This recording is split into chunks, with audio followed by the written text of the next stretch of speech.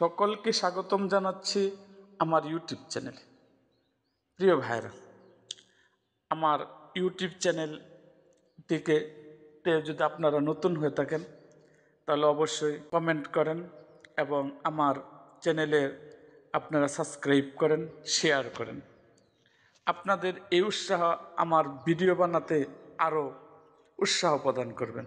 আপনাদের একটা লাইক, একটা কমেন্ট, একটা শেয়ার। সো ভাই, শুরু করি ভিডিওটা। আমার এই চ্যানেল, আমার একটি নিজস্ব খামার, ছোট খামার আছে।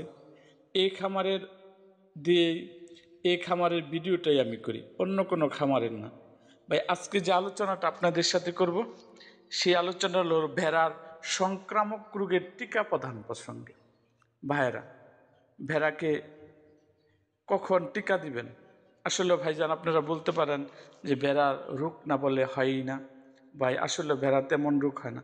তারপরে আপনার ফার্মটাকে সেফ রাখার জন্য আপনার কিছু খরচ যদি করেন তাহলে আপনি চিন্তামুক্ত থাকবেন, ফার্মটা রোগমুক্ত থাকবে।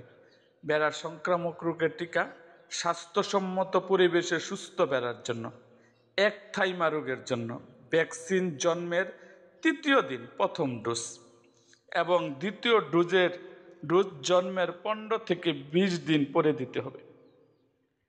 3 মাস বয়সে ভেড়াকে খুরা রোগের টিকা দিতে হবে।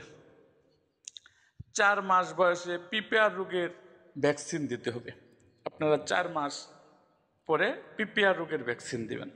2 বার বর্ষার শুরু এবং শীতের শুরুতে কৃমিনাশক খাওয়াতে হবে। কোথায় পাবেন? প্রাণীর চিকিৎসা সেবা গ্রহণের জন্য যথাসময়ে ইউনিয়ন পরিষদের FICA গিয়ে সিল এর সহায়তা অথবা উপজেলা ভেটেরিনারি হাসপাতালে আপনারা এই উপজেলা ভেটেরিনারি ডাক্তারের পরামর্শ নিতে পারেন। সো আজ এই পর্যন্তই, আবার দেখা হবে অন্য কোনো ভিডিওতে।